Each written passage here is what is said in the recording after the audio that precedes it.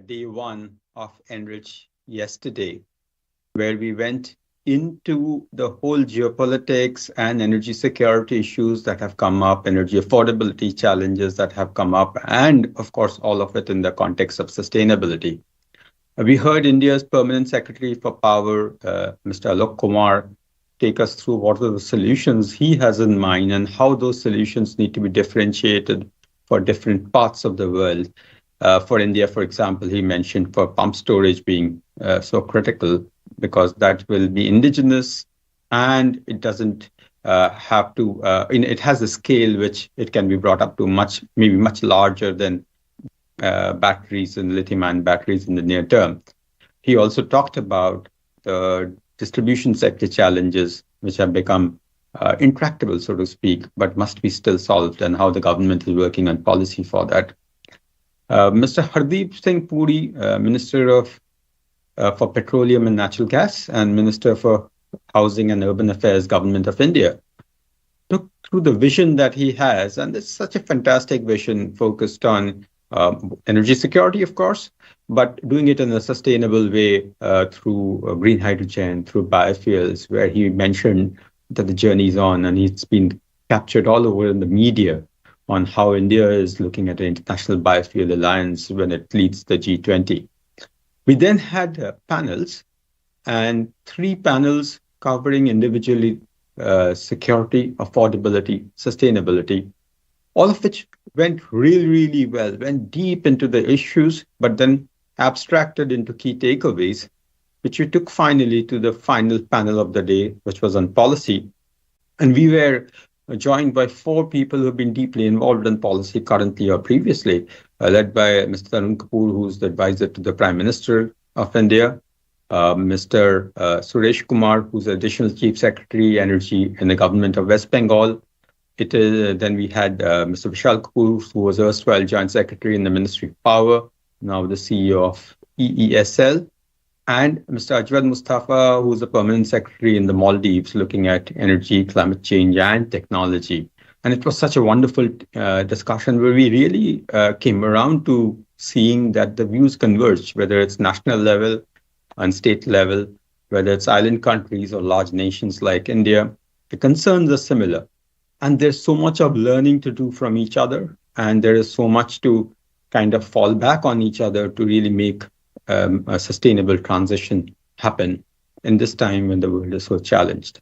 So with that as the backdrop, we are going into day 2, where we are going to go across the world, starting with ASPAC, as I mentioned, and eventually to the Americas. But in between those panels, we also have functional panels looking at various aspects of the energy transition and the energy sector in general.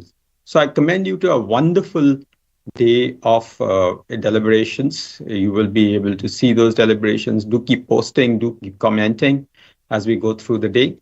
And what we are going to do now is go to a conversation between Dr. Ajay Mathur, Director General of International Solar Alliance, and me as we kick off the day. And we are going to get some exciting and amazing insights from Dr. Mathur, like always. So over to the conversation with Dr. Mathur. See you soon.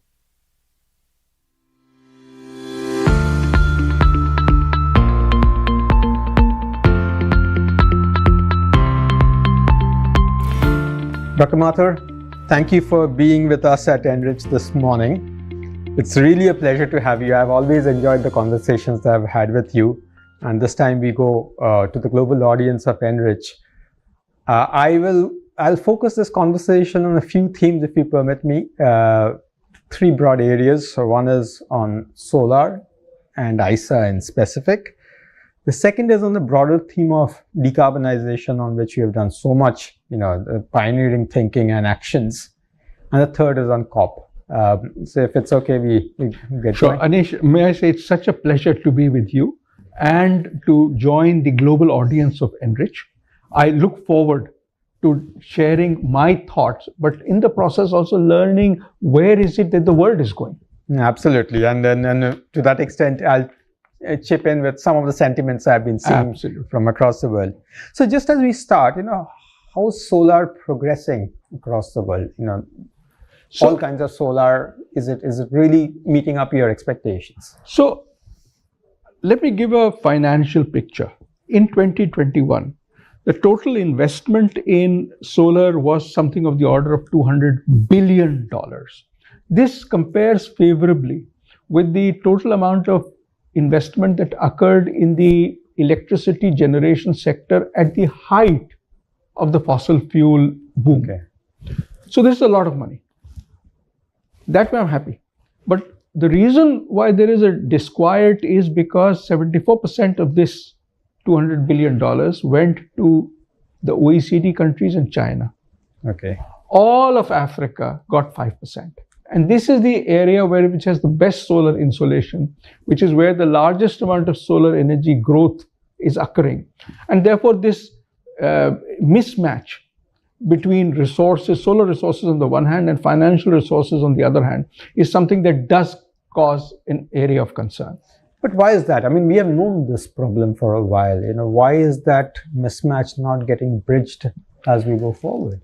So there are two reasons for the mismatch. One is that we have, in a sense, known this problem of investment for a time.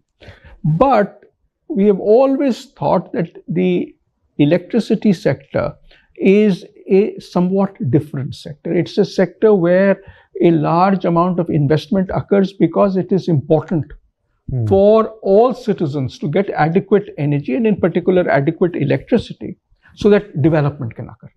It's the precursor to a lot of things, whether it is industry, whether it is small scale industry. The main challenge now is that the governments in most of these countries have borrowed as much as they could, and therefore, as far as the sovereign borrowing limits are concerned, they are up to here. Which means the private sector will have to come in. And private sector coming in means that they have to be comfortable that they will be able to get returns on this.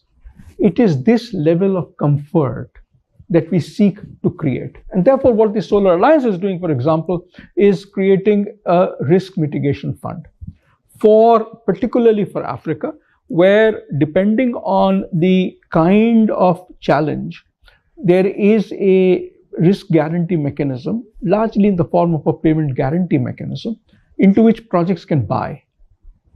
And that then creates the comfort for the private sector developers and investors to bring in money into the African continent. So is it about debt, equity alone, or is it also about debt? You're having challenges in getting debt in Africa. So, it's a chicken and egg situation. Unless you have debt, you can't get equity. Unless you have equity, you can't get debt.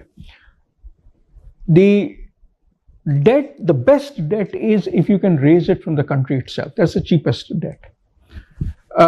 Many countries of Africa have enough savings that you can draw it from debt. But in some countries, you will need external resources and debt as well. But then the banks need to be comfortable in lending to the solar sector. They have to understand it. They have to understand the solar technology, and they have to understand what are the kinds of risks that are undertaken when you invest in solar. Okay. But, ISA is a multilateral organization. It's a UN organization. And we have the other multilaterals also who have been looking at Africa. And I'll stay with Africa for a moment before I go to the other parts of the world. But other organizations, the World Bank, the IFC in the private sector, ADB in Asia, of course, AFDB, African Development Banks, are they not making a difference in this? Because this question has been raised on whether the multilaterals are doing enough, or is it something which is really difficult even for them to do? Anish, the major issue that lies is that we have to find out 3 or 4 different kinds of solutions. 1 or 2 of them may click. Okay. Then they can be upscaled by the World Banks and the IFCs of the world. Okay. They are part of the solution. But can they be part of the solution in the beginning when the scale isn't there? That is something on which the jury is still out. Okay. So that's where the ISA comes in. It's a little bit of an incubation process which has to happen, and that's where ISA comes in. Okay, so there is definitely a gap in the market where we need a different kind of solution and a different set of actors to come in. And that's where ISA is coming in.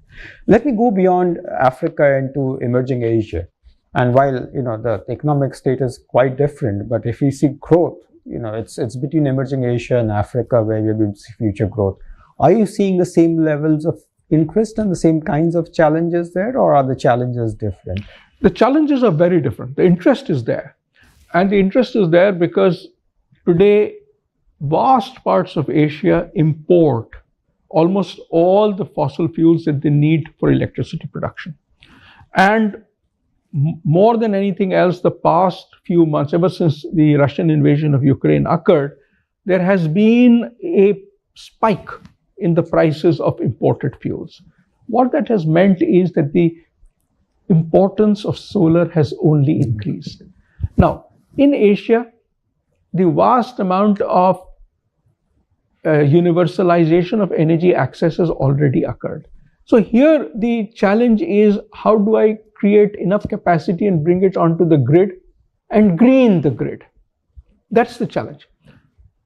As we move ahead, therefore, the Asian challenge is one of integrating into the grid, ensuring that you get electricity at day or night in cost-effective prices, and then ensuring that there is a balancing mechanism in place so that the fossil fuels right now and the storage in the years to come can balance each other so that you and I as consumers get electricity round the clock. Okay, so in substance, it's about in Asia, it's about integrating with the grid. In Africa, sometimes about the fundamentals of the grid itself. So if you haven't got the grid, it makes great sense to have mini solar. Yeah. So if you have mini solar grids with batteries, that often is a better solution than pulling the grid all the way to the local usage points. Actually, that's interesting because we call this the Africa moment in telecoms, when Africa went without landlines, yes, straight into mobile telephony, and the kind of applications which we saw, frugal innovation that we saw was phenomenal. Exactly. Is something like that possible in electricity as well? Yes, we see that happening. So, for example, the microgrids in India are happening in places where electricity supply is unreliable. In Africa, it is happening in countries where, number one, the correct or the appropriate regulatory mechanisms are there, but then it's growing by leaps and bounds. And again, we are seeing the kinds of innovation in terms of just in time, in terms of minimizing the bells and whistles that typical microgrid systems have, and in coming up with very innovative business model solutions that look at what people need and can pay, rather than providing them with the option of only 24-hour electricity. Okay, so there's a commercial innovation which has to go hand in hand with the grid innovation as well. Is finance a constraint? Are we seeing, we talked about the risks, but in absolute terms, the need of finance itself is so large. Is it a constraint? So we, at the International Solar Alliance, spoke to about 100 investors. What we realized was that with about $200 billion coming into the solar sector, there still was a huge wiggle room for even more investment to occur. We feel that there is something of the order of $500 billion that can come into the solar sector every year. So in the private sector, there's enough money. But as we said, the challenge is, how do we make it comfortable for the private sector to invest in these countries? That means guarantee funds. Guarantee funds is typically government money. Right. That is what is lacking right now. Okay. No, so there is an origin, destination. The road is a little bumpy at this point of time. Okay. Yes. So, and that's about smoothing the road, but it's the origin and destination are pretty clear in that sense. Okay. So going beyond this and I'm going into the second topic of decarbonization at large. We are seeing some, of the beyond the horizon technologies suddenly coming closer, and green hydrogen is a classic case where 2 years back at Enrich we were talking about 2040 and beyond time scale. Suddenly it's become 2025. So what has changed fundamentally? Has the technology changed? Have the risks changed? What has changed in making this happen? Anish, I think there are two things that have changed. The first is the level of demand that was expected. Everything that has happened in hydrogen earlier was focused much more on the supply side. Now, for the first time, we can see where the demand is, visualize the demand. That's one big change that has happened. The second is that for the first time, manufacturers, for example, of electrolyzers are looking at much larger scales. That has brought down the costs with far lower risks than the manufacturers themselves thought. So what we are seeing is that hydrogen is being produced from the electrolysis of water at far less costs. Also remember that in these last 5 years, the price of solar electricity has dropped dramatically, almost by an order of about 30%. Right. That has also contributed then to the decline in the price of hydrogen. So I'm tempted to ask this then, do you see further declines at similar scales in solar prices? Because in green hydrogen, solar is such a large component. Yes, we do. We expect at least 50% decline from current costs by 2050 and approximately a 30% decline by 2030. Okay, that's significant. It's significant. Okay. And what this will do is, on the hydrogen side, it means that in many areas which have got good solar insolation, we will start seeing solar hydrogen as becoming competitive with gas-based hydrogen even now. Obviously at scale, but even now. Okay. So, that's quite interesting because that can spawn a completely different sets of innovation because, now you're not concentrated in one source of hydrogen. You have such diversified sources. But, is this largely getting driven by governments, or is it the private sector or the industrial sector which is driving this development on hydrogen? This is a tough question. And Anish, what I'm seeing is that the demand is ultimately driven by public policy action. Okay. It is being met largely by private sector initiative. But so what I think more than anything else the public sector action does is it directs investment into particular areas. It directs the interest of the industry in particular areas. And that is what I see happening in the hydrogen area as well. But in terms of industrial consciousness, and you asked me about, what my sentiments would be, I have seen a big change in the last couple of years.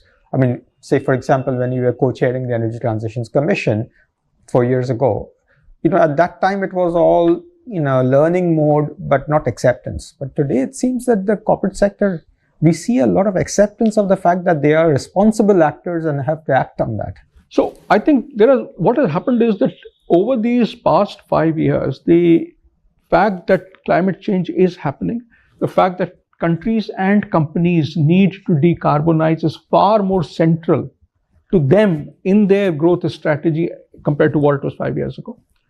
And second, as companies have experimented, they have found using hydrogen is not as difficult as they first thought.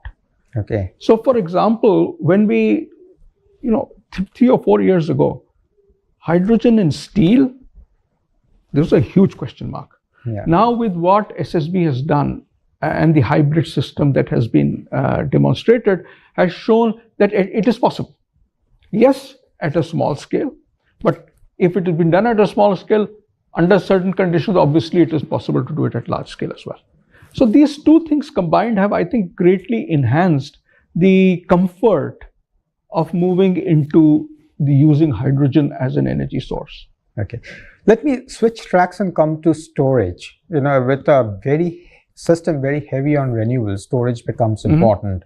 And are we seeing the same kind of trends in storage in terms of adoption, in terms of costs? Because storage has been around as a question for a very long time, much longer than hydrogen. But somewhere is that conversation really as vibrant? So the answer is yes. It has been kind of pushed off the main arena by hydrogen But the reason it has been pushed off is because it's happening. Okay. We have seen a price decline of 90% over the last 10 years in the case of batteries. Today, we are at a price of about $130 per kilowatt hour that can be stored in the battery. We need to be somewhere in the 100 to 110 range for it to become cost effective in almost every geographical region that we can talk of. In other words, it's in striking range. It's already in a striking range where diesel use is concerned. So solar plus hydrogen is already cost effective. Solar plus batteries is already cost effective when you compare against diesel. But it will be competitive against, say, fossil fuel based electricity tomorrow or the day after that. So that means the years 2023, 2024, 2025, we will see solar plus batteries being cost effective compared to fossil fuel based electricity. So actually we stand at a very critical juncture. The next 3-4 years. That's right. I mean, there's a lot of doom and gloom around, but the next 3-4 years could change that picture with technology adoption coming up. So I'm absolutely sure, Anish, that when we look back in 2030, we will see that in the 2 years before 2030, all new financial closures of electricity generation projects would have been renewables with the storage. Okay. So from an ISA standpoint, what are your priorities amongst these areas? Because we are talking of a basket of technologies. Solar is important, but then there are lots of associated technologies which make this whole thing successful. What are your priorities? I think there are 3 kinds of priorities. The first is obviously ensuring that monies flow, and hence the risk capital fund becomes an important part. The second is to ensure that information is available all the time, because solar is an area where things change almost on a daily basis. Hence, creating information regarding solar technology, solar investments, solar markets becomes very important. And the third is to also look at the user side. So whether it is solar pumps, or it is solar on rooftops, or it is solar cold storages, these are the areas where the largest amount of difference will be made in the field. In the application space. In the application area, where you and I will ultimately be comfortable, yes, that we can work on solar rather than on fossil fuels. Yes, because then the whole landscape changes quite a bit. That's the right. whole way whole engineering of the system is configured changes quite a bit if that happens. Right. In terms of white spaces, are we left with any white spaces in decarbonization which you think need to be urgently attended to, which is not getting the attention? There are things which are getting the attention. It's a life cycle over there, which has to play out, but there may be other aspects which are not getting the attention. So if you ask me, the biggest area where there's not adequate attention is the entire issue of how would we move in industries such as cement. Yes, I know that carbon capture and storage is looked at. Carbon capture and storage is very site specific because of geographical locations. It's also fairly expensive, and therefore it will always be a failback option. Can we look at process technologies for cement which do not end up in CO2? I think that's one of the areas where a lot of emphasis is needed. Okay, so tackling the core processes itself rather than tracking CO2 once it has been emitted. Okay. I'll move to COP as we bring this conversation to a close. How has COP27 been for you? How does the bag look? Anish, one of the interesting things about COP, and much more COP27, but we had started seeing it in COP26, is that the emphasis in the negotiating rooms was there, but there was an equal amount of emphasis, if not greater emphasis, in what was happening outside the rooms. Many people were talking of new technologies. They were talking of new initiatives, talking of deployment, talking of how do we reduce the risks in the process of transition. This makes it a great place to be. Remember, this is a large screen. And on this large energy economy screen, all of us who look at the green technologies are in one corner. And therefore, all of these initiatives which are about painting the rest of the canvas green are in a sense a starting. This is exciting. Yeah, and it has to radiate out of the corner, as exactly. we have previously mentioned in our earlier conversations. This is fascinating, because when I was observing COP and the dynamics from COP, the posts which people were putting out, I wasn't there personally. I suddenly saw that emphasis shift from governmental action, which is very, very important, to initiatives which people were taking and energetically talking about, reporting about. And I think that creates a movement. The good part is that finally we saw at least the governments agreeing on loss and damage, which is not a small achievement. Yes, it's a huge achievement. Yeah. Yes, absolutely. So as we close, Dr. Mathur, any top messages, 2 or 3 messages for the Enrich audience as we look at the year ahead? So let me focus on my idiosyncratic 3 messages. The first is, in the next 3 years, as we have discussed earlier, solar plus batteries will become the cheapest electricity source in the world. And consequently, how do we use it? How do we ensure the infrastructure that is needed to make use of this becomes very important. It also means that we have the capacity to prepare projects. It means that we have the capacity to finance projects. This is area number 1. The second area is looking at hydrogen. We are seeing already, as I mentioned, that in certain places, for example, Mauritania and Morocco, if you produce hydrogen at scale, then there is an adequate amount of local demand for fertilizer and steel, which can enable hydrogen to be produced at prices that are the same as those for fossil-based fuels. Fossil-based hydrogen. And the third issue that I want to highlight is that we are also on the cusp of change as far as demand-side technologies are concerned. We are seeing new technologies coming into play in the steel industry, in the fertilizer industry, and we will start seeing this change as far as new plants are concerned. And again, we need to be ready for that change. All right. And I'll leave you with a final thought. It's not really at the level of those 3 ideas, but your life and my life is changing. We are seeing a lot more solar in our lives. We never saw electricity generating plants in our lives, but now we are seeing solar in our lives. That crucially reconfigures our relationship with electricity generation. And that's something that you and I and our children will live with. Dr. Mathur, that last point is not the 4th mean point, because it is about behavioral changes, how we perceive these things. And I think that's the toughest part.